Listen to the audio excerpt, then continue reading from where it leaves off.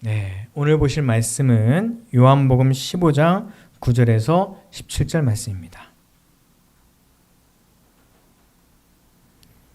요한복음 15장 9절에서 17절 말씀입니다.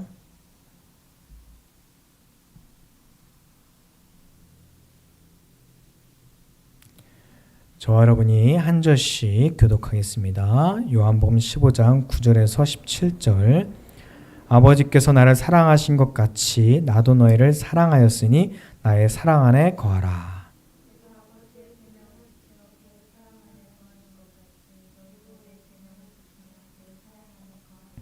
내가 이것을 너희에게 이름은 내 기쁨이 너희 안에 있어 너희 기쁨을 충만하게 하려 함이라.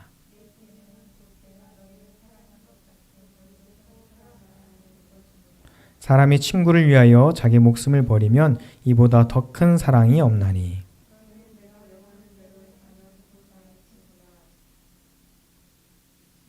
이제부터는 너희를 종이라 하지 아니하리니 종은 주인이 하는 것을 알지 못함이라. 너희를 친구라 하였노니 내가 내 아버지께 들은 것을 다 너희에게 알게 하였음이라.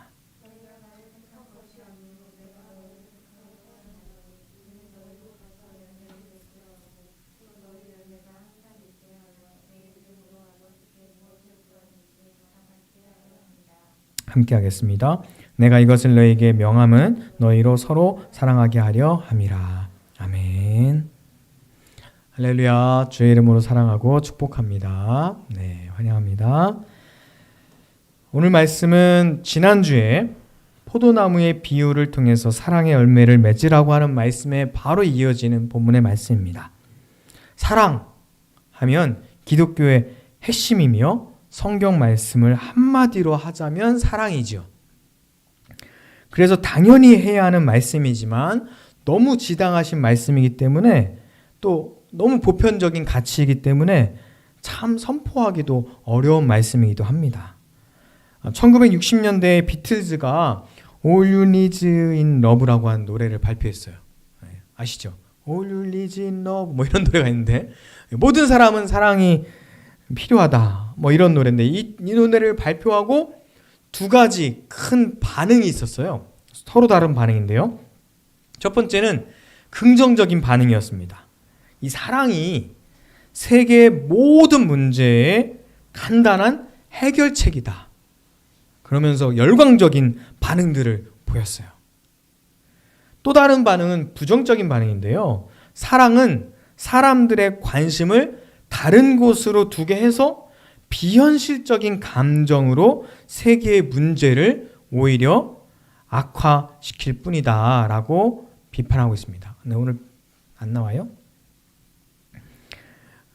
그러니까 사랑하라 그러면서 이제 추상적으로 어딘가에 관심을 빼앗기게 해서 세계에 있는 구체적인 여러 가지 문제들에 관심을 갖지 않게 한다라고 하는 그런 비판적인 관점이죠. 예수님은요 분명히 사랑을 강조하셨어요. 그리고 요한도 사랑을 강조하는 제자였습니다. 여러 복음서가 있고 신약에 여러 성경이 있지만 특히 요한복음 그리고 요한의 서신이 사랑을 굉장히 강조하는 성경책입니다. 사랑은요 하나님의 선물이고 또한 고귀한 인격의 표현이에요. 그리고 마땅히 우리가 행해야 될 삶의 방식이죠. 자, 예수님께서 서로 사랑하라 이렇게 말씀을 하시고 그 사랑이 무엇인지 그 사랑은 어떻게 해야 되는지도 분명히 좋은 예를 보여주셨어요. 그냥 말씀으로만 하신 것이 아니라 그분의 삶을 통해서 모범을 보여주셨죠. 모델이 되어주셨습니다. 사랑하면 갑자기 누군가에게 사랑에 대해서 정의해 보실래요? 그러면 우리는 다 잘 알고 있지만 딱 한마디로 설명하기가 참 어려운 게 사랑이거든요. 참 보편적이고 모호하게 느껴지기도 합니다. 그런데 하나님께서 하신 일과 말씀을 통해서 정확하게 알 수 있어요. 요한복음 3장 16절의 말씀이 바로 대표적인 말씀입니다. 하나님께서 세상을 사랑해서 어떻게 하셨다고요? 요한복음 3장 16절에 하나님이 세상을 이처럼 사랑하사 독생자를 주셨으니 라고 말씀하고 있습니다.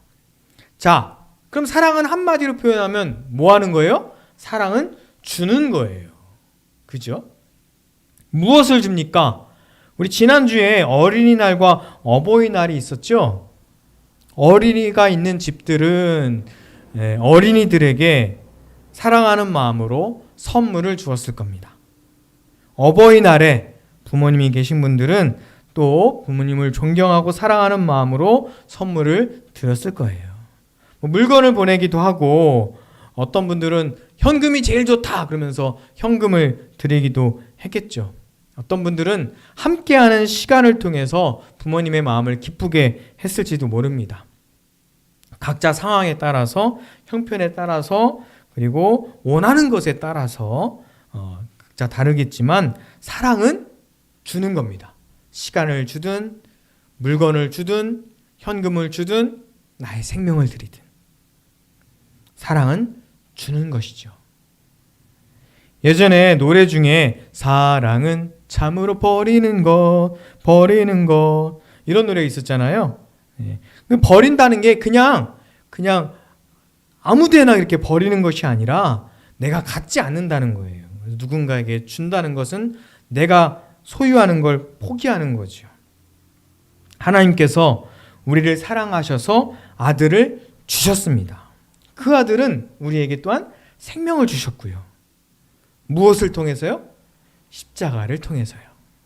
자, 그리고 예수님께서 제자들에게 아버지께서 나를 사랑하신 것 같이 나도 너희를 사랑하였으니 나의 사랑 안에 거하라 라고 말씀하셨습니다. 9절에 그렇게 말씀하셨는데요. 하나님 아버지께서 아들 예수님을 얼마나 사랑하셨는지 우리는 잘 알 수 없어요. 왜냐하면 창세전의 이야기이고 이 땅에 오시기 전에 그분들 사이에 있었던 관계이기 때문이에요.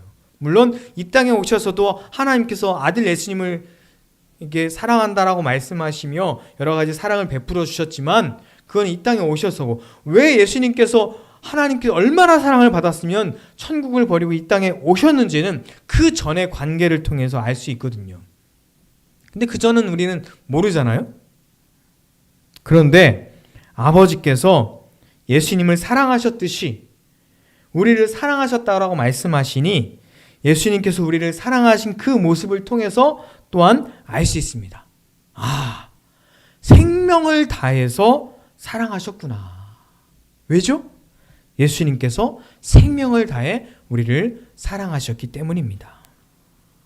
그리고 12절 말씀에 내 계명은 이것이니 내가 너희를 사랑한 것 같이 너희도 서로 사랑하라 라고 말씀하셨죠. 자, 예수님은요, 하나님이 자신을 사랑한 것 같이 우리를 사랑하셨다고 말씀하셨고 예수님도 또한 그렇게 우리를 사랑하셨다고 말씀을 하셨거든요. 그러니까 아버지의 사랑은 모범을 제공할 뿐 아니라 예수님의 제자들에게 사랑의 동기를 줍니다. 사랑할 힘을 주는 거예요. 자, 요한일서 4장 16절과 19절 말씀 보면 이런 말씀이 있어요. 요한일서 4장 16절 19절 하나님은 사랑이시라. 아주 유명한 말씀이죠. 사랑 안에 거하는 자는 하나님 안에 거하고 하나님도 그의 안에 거하시느니라. 19절 말씀에는 우리가 사랑함은 그가 먼저 우리를 사랑하셨음이라 라고 말씀하고 계십니다. 사랑은요, 명령과 은혜 사이에 있는 것 같아요. 서로 사랑하라 라고 분명히 명령하시잖아요. 그렇게 말씀하시죠. 사랑은 그런데 은혜를 받으면, 사랑을 받으면 저절로 사랑하게 됩니다. 물론 사랑을 깨달아야죠. 계명을 지키라고 하셔서 사랑하기도 하지만 19절 말씀대로 그가 먼저 우리를 사랑하셨죠. 그래서 그 사랑을 깨닫고 알게 되면 그 사랑을 받은 사람은 주님을 사랑하게 되고 또 주님의 마음으로 이웃을 또한 사랑하게 됩니다. 세상의 뉴스를 보면 싸우고 빼앗고 복수하고 아까 열방기도 뉴스에서도 납치하고 뭐 전쟁하고 뭐 이런 굉장히 끔찍한 뉴스들이 엄청 많이 나와요. 뉴스들은 그런 것들이 또한 뉴스 장사가 되기 때문에 그런 사건 사고의 뉴스들을 계속 내보냅니다. 그러면 그것만 보면 세상은 정말 암울하고 깜깜하고 정말 다 전쟁하고 죽이기만 하는 것 같아요. 서로 미워만 하는 것 같아요. 하지만 그런 뉴스들이 다루지 않는 따뜻한 사랑의 이야기도 많이 있습니다. 어버이날 선물을 하는 어떤 분의 사연을 제가 들었어요. 익명으로 제가 그분의 이야기를 들려드릴게요. 올해 어버이날은 좀 특별한 선물을 했다. 이분들은 고등학교 때 아빠는, 그러니까 자기 이야기하는 거예요. 아빠는 새엄마랑 딴집 살고 엄마랑 큰언니는 집을 나가고 작은 언니랑 자기는 생활보호 대상자로 저소득층 임대 아파트를 살 때 같은 반 친구 부모님인데 물신양면으로 나를 도와주셨건 고마우신 어머님, 아버님이시다. 날마다 돌아가는 길인데 그랜저로 나를 등교시켜 주시고 하굣길에 배고플까 맛있는 거 사주기도 하시고 가끔 해운대 바닷가로 머리도 식혀주셨던 내가 이 은혜를 어찌다 갚을꼬. 그 친구는 지금도 내 옆에서 묵묵하게 나를 지켜주고 있다. 하나님, 주님 계신다면 이들께 은혜와 평화를 주옵소서. 내가 돈을 벌려는 이유가 원동력이 바로 이분들처럼 소외계층을 돕기 위해서이다. 감사합니다. 덕분입니다. 사랑합니다. 네, 굉장히 따뜻하죠. 이분은 누가 은혜를 갚아라 라고 해서가 아니라 그분이 사랑받은 것을 알기 때문에 사랑해준 그분들에게도 또한 사랑하고 선물을 드리고 자기처럼 소외계층과 어려운 사람들을 돕고자 하는 마음이 그분에게 생기는 거죠. 먼저 사랑을 받았기 때문에 사랑을 잊지 않고 사랑하며 선물을 그리고 그 친구 부모님에게 뿐만 아니라 이웃을 사랑하는 마음이 생기는 겁니다. 이분의 이 사랑하는 사연이 사랑받고 사랑하는 제대로 된 이야기인 것 같아요. 우리 진리교회 표어가 사랑받고 사랑하는이잖아요. 구원의 단계에서 선행적 은총이라고 그러죠. 이미 하나님께서 우리를 사랑하셨고 예수 그리스도를 십자가에 못 박게 하시며 구원을 이루어 주신 거예요. 세상 사람들이 아직 그거를 알지 못하고 그 사랑을 느끼지 못하고 깨닫지 못했어도 하나님은 이미 그 사랑과 은혜를 내려 주신 것이죠.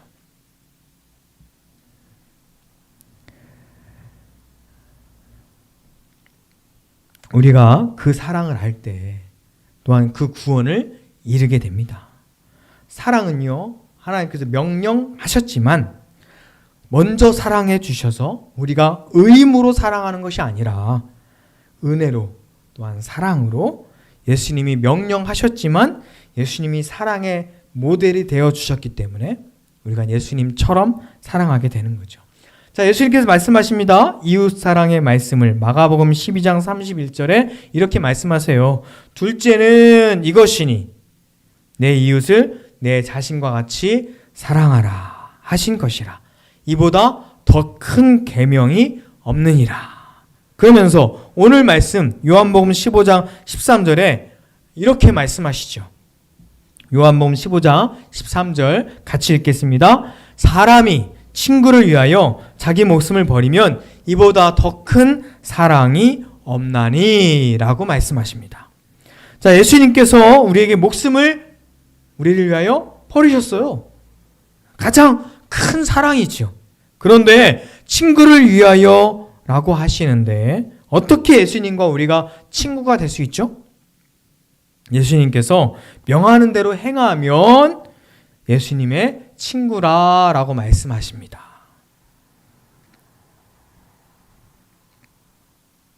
15절 말씀 우리 같이 읽겠습니다. 이제부터는 너희를 종이라 하지 아니하리니 종은 주인이 하는 것을 알지 못함이라. 너희를 친구라 하였노니 내가 내 아버지께 들은 것을 다 너희에게 알게 하였음이라. 아멘. 종은 알지 못해요. 뭘 알지 못할까요? 주인의 마음을 알지 못합니다. 물론 주인이 이거에 저거에 해서 뭘 해야 될지, 어떻게 해야 될지는 알 수 있어요. 그런데 왜 그렇게 해야 되는지, 왜 사랑해야 되는지, 왜 그 사람을 사랑하고 왜 그 사람을 용서해야 되는지 그 마음은 모른다는 거예요. 이론적으로 아는 것이 아니라 진짜 그 마음을 알 수 없는 거죠. 종은요. 행위는 알 수 있지만 명령이니까 봉사할 수 있고 헌신할 수 있죠. 헌금할 수 있습니다. 하지만 그 마음은 모르는 거예요. 하지만 그 마음을 안다면 이제 종이 아니라 누구라고 말씀해요? 친구라고 말씀하십니다. 종과 친구의 결정적인 차이는 뭐예요? 종은 주인을 도울 의무가 있어요. 하지만 친구는 그 일을 의무가 아니라 자발적으로 하는 거죠. 서로 간의 우정과 헌신과 아끼는 마음으로 자발적으로 합니다. 16절 말씀 보시면 택함에 대하여 말씀해요. 우리가 예수님을 택한 것이 아니라 주님께서 먼저 우리를 택하셨다라고 말씀하십니다. 사실 우리가 택한 것 같아요. 내가 예수님을 택한 것 같고, 내가 여러 가지 종교 중에서 기독교를 택한 것 같고, 내가 여러 교회 중에서 이 교회를 택한 것 같지만 하나님께서 먼저 우리를 택하여 우리를 불러 주신 것에 우리가 응답한 거예요. 사람이 택함을 받는다는 것, 어디가, 어떤 학교에, 어떤 직장에, 누군가에게, 그리고 뭐 운동을 하나 하더라도 그 팀의 선택을 받을 때에는 다 기준이 있어요. 그죠? 그 학교에 들어갈 만한 성적이 되어야 되고, 그 회사가 원하는 능력을 갖춰야 되고, 그 팀을 이룰 때에는 뭔가 이길 만한 능력이 있어야 선택을 하는데, 이 하나님의 선택은 진짜 어메이징합니다. 왜냐하면 우리는 다 기준 미달이거든요. 기준에 미달이 되는데 하나님께서 우리를 택하여 주신 거예요. 왜죠? 이기게 하려고요?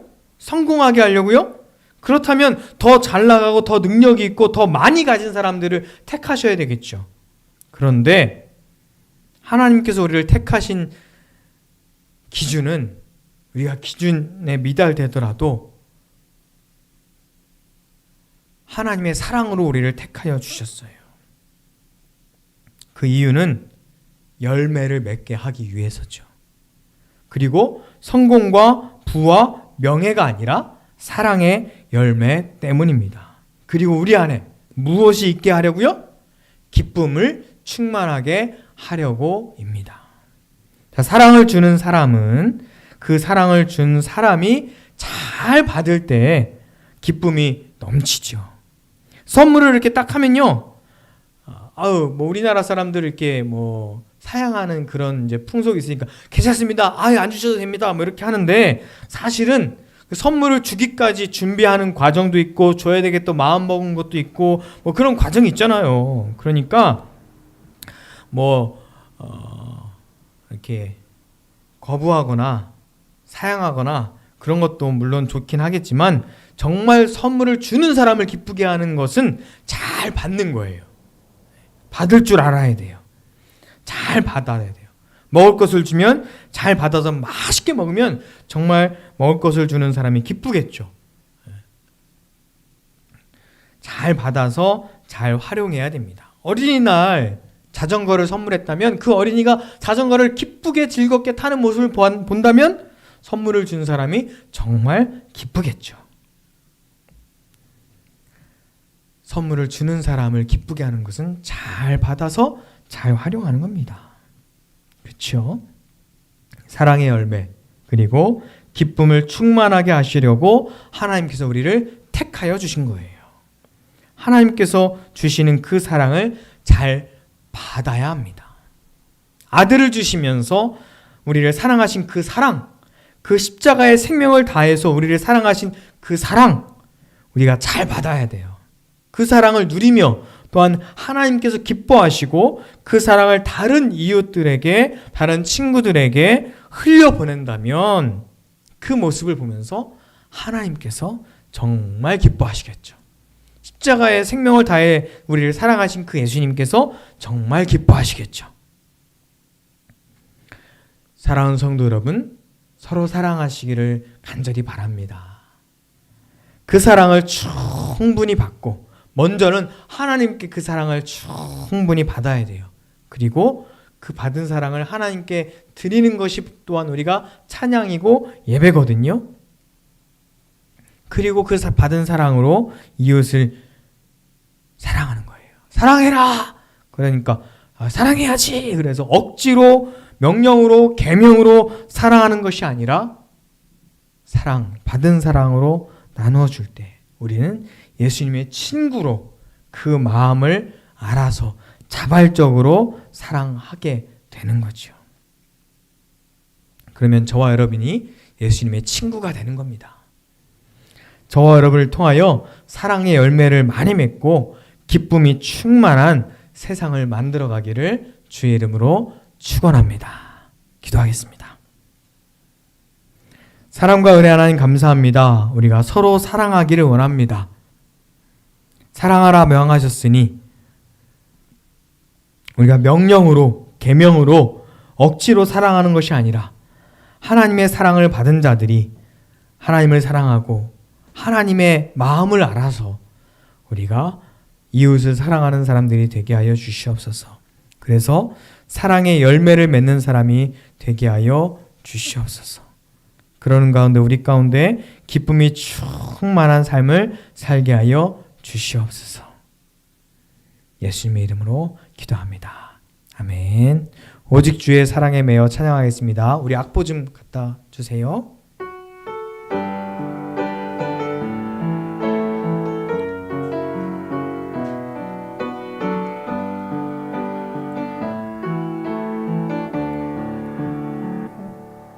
처음 오신 분은 나가실 때요. 그 방문 기록 있어요. 그거 써주시면 감사하겠습니다.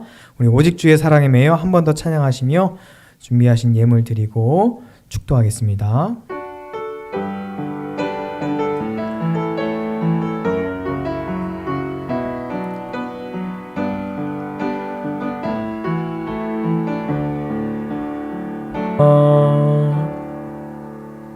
기도하겠습니다. 사랑과 은혜 하나님 감사합니다. 하나님 감사합니다. 이 시간 주님께 예물을 드립니다. 우리의 마음을 드립니다. 하나님 이 예물을 기뻐 받아 주시옵소서. 하나님 이 자리에서 함께 예배하든지 아니면 어디서든 함께 예배하든지 또한 진리교회를 생각하며 주의 복음이 전파되기를 위하여 하나님을 사랑하는 마음으로 예물을 드린 모든 이들을 하나님께서 기뻐 받아 주시옵소서. 그들의 손길에 주의 복음이 주의 충만하게 하여 주시옵고 그들이 기도하는 모든 기도의 제목들이 주님의 뜻 안에서 이루어지게 하여 주시옵소서. 예물이 쓰이는 곳마다 하나님의 사랑이 전파되기를 소망합니다. 예물이 쓰이는 곳마다 주의 복음이 충만하게 하여 주시고 하나님의 사랑이 흘러가게 하여 주시옵소서. 이제는 우리 주 예수 그리스도의 은혜와 하나님의 크신 사랑과 성령의 함께 하심이 오늘 예배를 드리며 하나님을 사랑하고 또한 하나님의 사랑받아 세상에 나아가 주의 사랑을 증거하고자 하는 모든 이들에게 이제부터 영원토록 함께 하시기를 간절히 축원하옵나이다. 아멘.